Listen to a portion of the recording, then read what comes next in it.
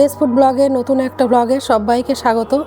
আর আজ আমরা চলে এসেছি বেড়াতে, আর এমন একটা জায়গাতে ঘুরতে এসেছি যেখানে এলে ভালো লাগার পাশাপাশি অনেকটা খারাপ লাগাও তৈরি হয়।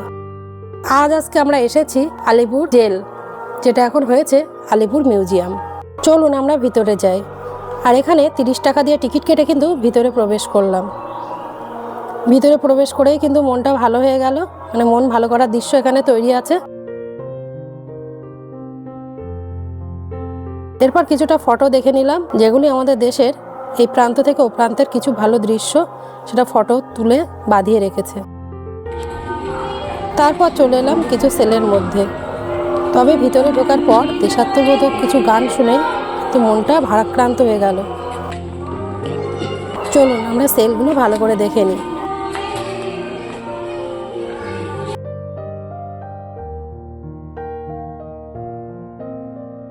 এই যে দেখুন, প্রত্যেকটা সেলের মধ্যে ওই যে ছোট্ট একটা করে জায়গা করা আছে, ওখানেই কিন্তু থাকতো।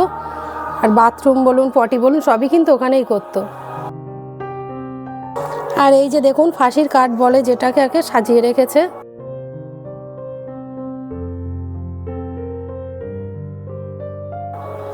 এখান থেকে বাইরে চলে এলাম। আর এই যে সেই ঘর যেখানে দাঁড়ালেই কিন্তু চোখ দিয়ে জল চলে আসে। যে সমস্ত মানুষের ফাঁসি দেওয়া হতো তাদের বডিটাকে নিয়ে আসতো এবং মৃত্যু নিশ্চিত হয়েছে কিনা দেখে শরীরটাকে কাটাছেঁড়া করতো, সেটাই কিন্তু এখানে লেখা আছে। আর এবার আপনাদের দেখাবো যেখানে আমাদের দেশের বীর যোদ্ধা, বীর স্বাধীনতা সংগ্রামী মানুষের ফাঁসি দেওয়া হতো সেই জায়গাটা, যেটা দাঁড়িয়ে দেখতে দেখতেই চোখে জল চলে এলো। আর এখানে না দাঁড়িয়ে চলুন পরবর্তী সেলগুলো আপনাদের দেখায়।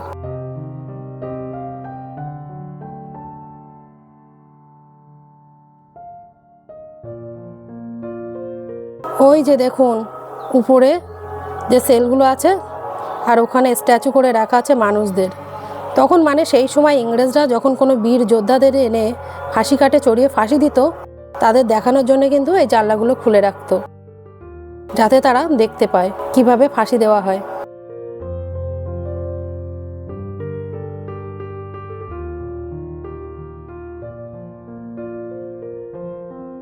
চলুন এখানে আরও প্রচুর সেল আছে, তার মধ্যে কিছুটা দেখানোর চেষ্টা করব। আর আলিপুর জেলে যে সমস্ত শহীদের এখানে ফাঁসি দেওয়া হয়েছে তাদের তালিকা কিন্তু এখানে দেয়া আছে।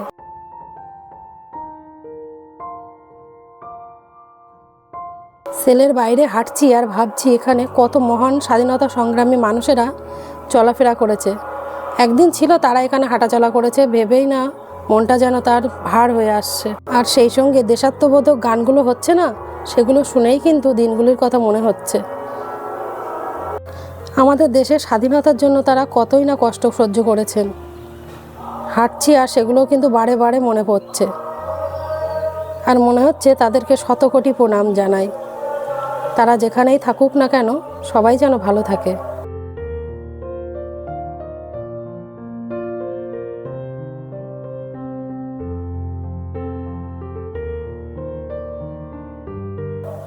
আর এই যে দেখুন দেশবন্ধু চিত্তরঞ্জন দাশের কক্ষ, যেখানে তাকে রাখা হয়েছিল, ওনাকে কিন্তু স্ট্যাচু করে রাখা আছে।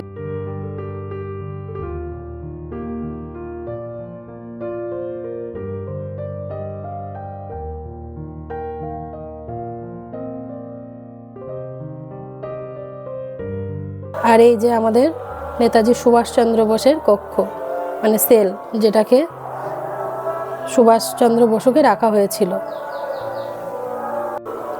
আর জানেন এখানকার পরিবেশটা কতই নিস্তব্ধ।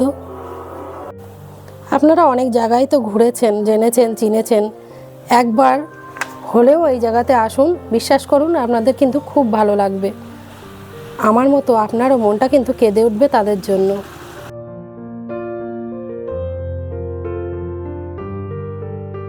আর এই যে দেখুন জওহরলাল নেহরুর কারাকক্ষ, ওনাকেও কিন্তু স্ট্যাচু করে বসানো আছে।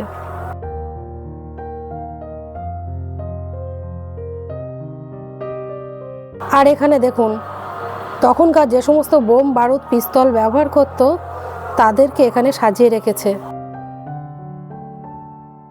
দেখুন এখানে কিন্তু কিছু বোমের খোলও রাখা আছে, কোনোটা পেতলের তো কোনোটা তামার তৈরি।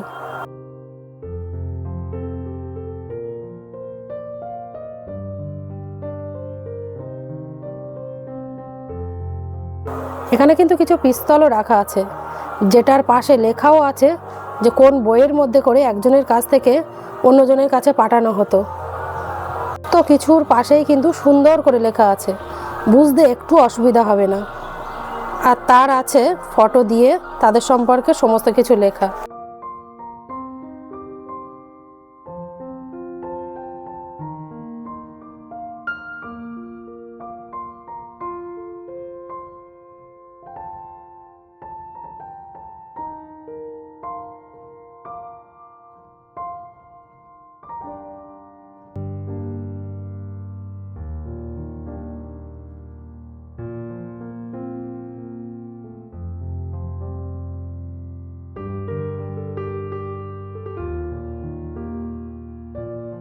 আর এখানে দেখুন বোম পিস্তলের পাশাপাশি কিন্তু গুলি, ছুরি, তরোয়াল অনেক কিছুই রাখা আছে, তারা যেগুলো ব্যবহার করত।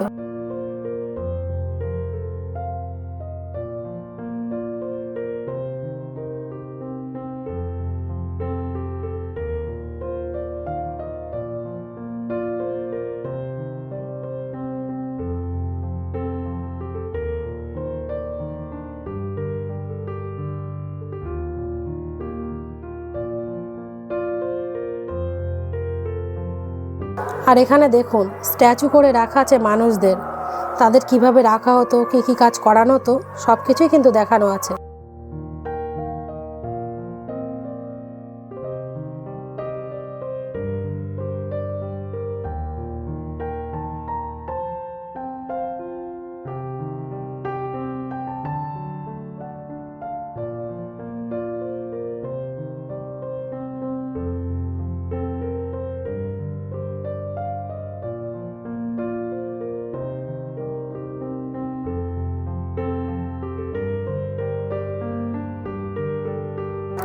চলুন এবার বাইরের দিকে যাই।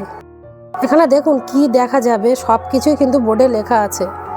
আর এখানে কিন্তু লাইট অ্যান্ড সাউন্ড শো হয়, সেটা দেখার সময় কিন্তু আমাদের হয়নি, মানে সন্ধ্যের পরেই কিন্তু শুরু হয়, তাই আমরা আর দেখতে পাইনি। তবে তার মূল্য 280 টাকা করে লাগবে জন প্রতি। আর এই যে নজরুল কক্ষে চলে এলাম, তার আঁকা ছবি স্ট্যাচু করা রাখা আছে এখানে। আর আলিপুর জেলটা এত বড় যে হাঁটতে হাঁটতে আমাদের পা ব্যথা হয়ে গেছে।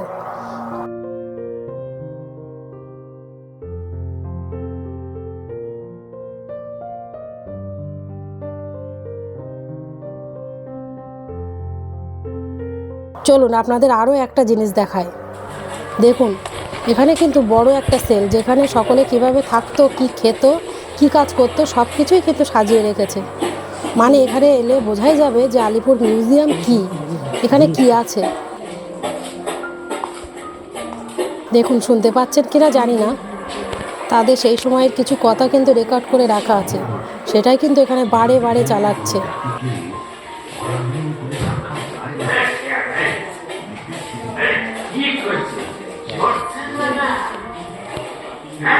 এখনও কিন্তু অনেক কিছুই আছে যেটা আমাদের বাকি থেকে গেল।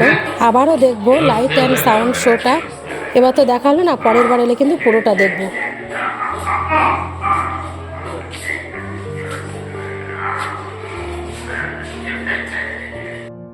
যাই হোক, এবার বাড়ি যাওয়ার পালা। আজকের ব্লগটা এখানে শেষ করব, তবে সঙ্গে নিয়ে যাব হৃদয় জুড়ে কিছু স্মৃতি। দেখা হবে নতুন কোনো দিনে নতুন কোনো ব্লগে। আজকের মতো নমস্কার।